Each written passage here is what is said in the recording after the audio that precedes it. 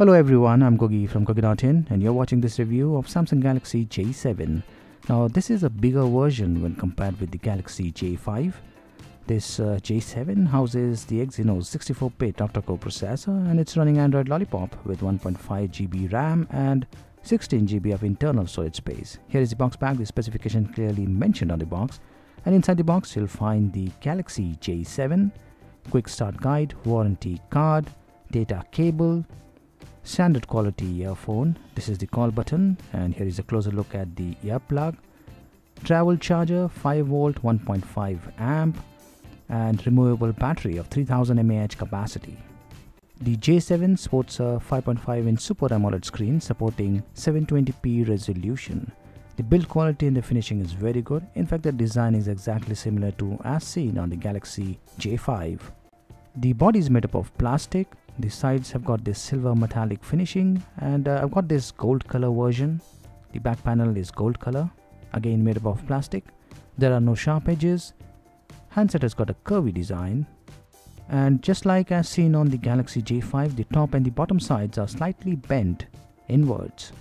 Power button is placed on the right side.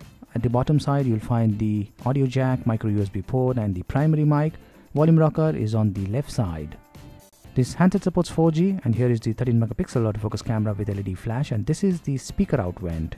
You'll also find the flash for the front camera. This is a dual SIM handset, SIM slot 2, SIM slot 1. These are micro SIM slots, and there is an overlapping micro SD card slot. J7 weight with battery is 170 grams and the handset is 7.97 mm thick. It's running TouchWiz UI over Android Lollipop, and here is the dedicated navigation buttons along with touch sensitive buttons, and they do not light up. J7 is using a Super AMOLED screen. Color reproduction is very good, and so are the viewing angles. There's built-in Wi-Fi, Bluetooth and GPS. Native video calling is supported. This handset supports 4G. I'm using SIM in SIM slot 1 and 4G is working on SIM slot 1. You need to select the data service network, and here is the 4G logo. SIM 1 supports 4G.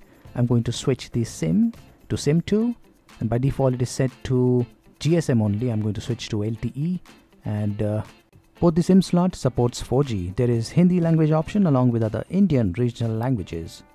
If you want, you can use the easy mode for a simpler navigation. There is no light sensor. You need to manually adjust the brightness.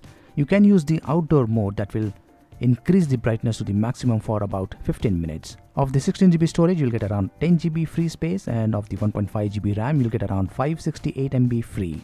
This handset also supports ultra power saving mode. OTG works. I am able to access the contents of this OTG pen drive. And now let's check out the camera. This is the camera interface. Rear camera is 13 megapixel in 4:3 aspect ratio, and it can shoot FHD videos. Here are the different modes available: Auto, Pro, Panorama, Continuous Shot, Beauty Face, Sound and Shot, Sports and HDR.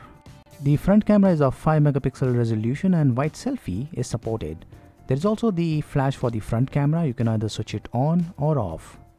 For sample images and videos, do visit my website. This handset is powered by 1.5 GHz 64-bit octa-core processor with Mali T720 GPU. It's using the exynos 7580 chipset running Android Lollipop 5.1.1. This is 32-bit operating system, and here are the two sensors, accelerometer and proximity. Before running the benchmark, the temperature is at 33 degrees. Quadrant benchmark score is 22178. AnTuTu score 32-bit for the first time was 37769. Battery temperature is 34 degrees. Second time the score was 37700. Battery temperature is at a good 35 degrees. Nina Mark II is at 59.8 FPS, and this handset supports 10-point multi-touch. That's really good. There seems to be some battery calibration issue. The battery level is the same, 74%, so I'm going to ignore that.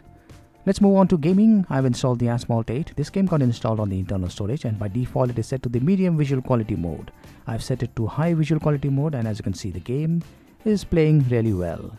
Pretty smooth. And now I'm going to test out another game. It's called the Unkilled. This game also got installed on the internal storage. The graphic details by default is set to the auto mode. I'm going to change it to high, and let's check out.